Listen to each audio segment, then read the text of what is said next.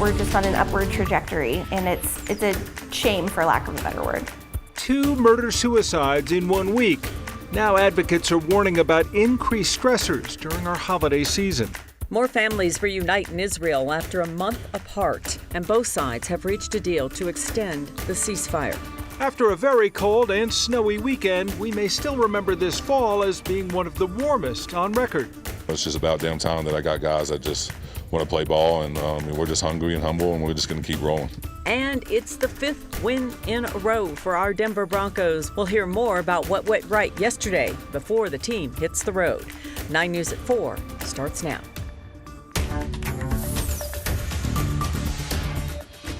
We start this Monday afternoon at 4 o'clock with breaking news, something that's happened just in the last couple of hours. Denver police saying they shot a suspect during a stop. It happened in southwest Denver near Quebec Street and South Leesdale Drive. It's a really busy area. There's a bowling alley, grocery store, lots of restaurants. 9 News reporter Steve Steger is joining us from the scene. And Steve, what have you learned so far? So Kim, we're actually in a parking lot of an apartment just off of Leesdale. I'll step out of the way so you can take a look. Police were actually responding from another call. They had just finished another call, and Denver's police chief tells us that the officers then noticed someone in that black truck playing extremely loud music and throwing bags into a dumpster right over here. They came over to kind of check it out, and they say as they were pulling up, they saw that that man had a gun in his waistband. And so they tried to engage with that person and talk to that person, develop rapport, the chief said, with the person who was in the truck and throwing bags. At some point during that encounter, we're told that the man made a threatening motion toward his waistband, and 2 Denver police officers fired. Just within the last 15 minutes, we heard from Denver Police Chief Ron Thomas. Here's a bit of what he had to say. Their initial reason for even drawing their attention to the vehicle is because music was just blaring from the vehicle, and so their attention is drawn to that. As they get closer, they see this male who seems to be throwing things away, taking objects out of the truck and throwing them into a nearby dumpster. And then as they are observing that, then they observe that he has a gun in his possession. So it's because of the gun that they decide that they need to make contact. So the man who was shot by Denver police officers was taken to the hospital where he is in critical condition but expected to survive. At last update, that man was in surgery. Now the investigation begins into this shooting that happened here today. That'll take place with a separate team beyond Denver police. So it'll include Colorado State Patrol, CBI, different agencies to try to look into what happened here and what led up to that shooting. We're told that the officers were rolling their body cameras at the time that this encounter and this shooting happened.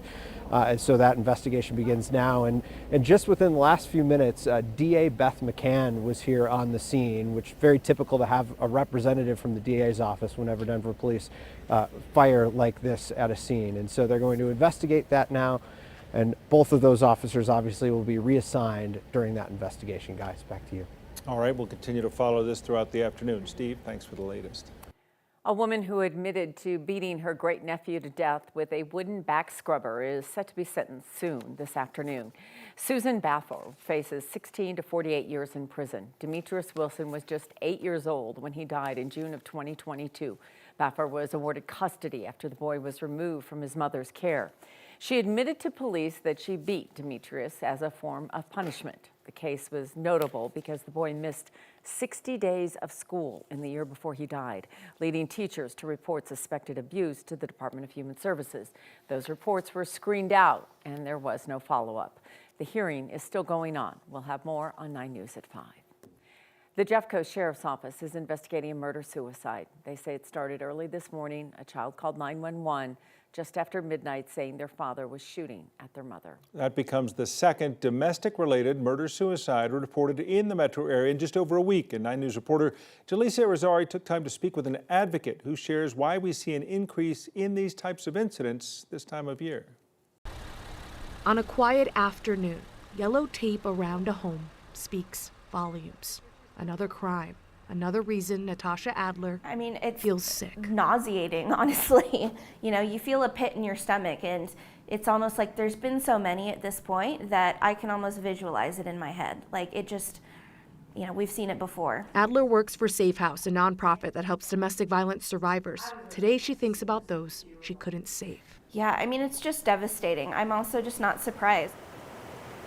Just after midnight, the Jeffco Sheriff's Office responded to a domestic violence call. 3 children were able to get out, but when deputies arrived, authorities say the suspect fired shots at the children and law enforcement. One of the kids was hit in the leg. Authorities eventually got inside and found a woman beaten and shot. The suspect was also dead. Police believe he shot himself in a murder-suicide. Our domestic violence fatality review report has shown that we're just on an upward trajectory, and it's a shame, for lack of a better word. According to the state, 94 people died from domestic violence in 2022, the most since the state started keeping track. Adler says the holidays are often when incidents escalate. We're drinking a lot. We're spending a lot of money on Christmas presents. We're around family members that may stress us out. And so there's just a higher likelihood of those situations kind of hitting that peak. A peak Adler doesn't want others to get to. She hopes talking about these situations will keep another home from becoming another crime scene. The more that we're talking about it, the more awareness that there is, the more that we will have our finger on the pulse and be able to support our community. The sheriff's office identified the suspect as James Aragon. That child that was shot in the leg is expected to be okay. A bullet also grazed the pants of a deputy, and another hit his cell phone, but he was not hurt. Authorities say all 3 of the kids are staying with family members. Tom. These are hard stories to hear, Jaleesa, but we think of this time of year, and generally from 30,000 feet, you think this is a great time of year, the holidays, gathering with friends and family, but there's a lot of stress that can come with it. Exactly. Little do we know what's happening behind closed doors, right? And another thing that Adler suggests for individuals who are in domestic violence situations is create a code word with a trusted family member so that if you do need help, someone knows. This is also something we're going to talk about a little bit later this hour with Dr. Cheryl Ziegler, so we'll look at that a little bit more. Thanks, Jaleesa.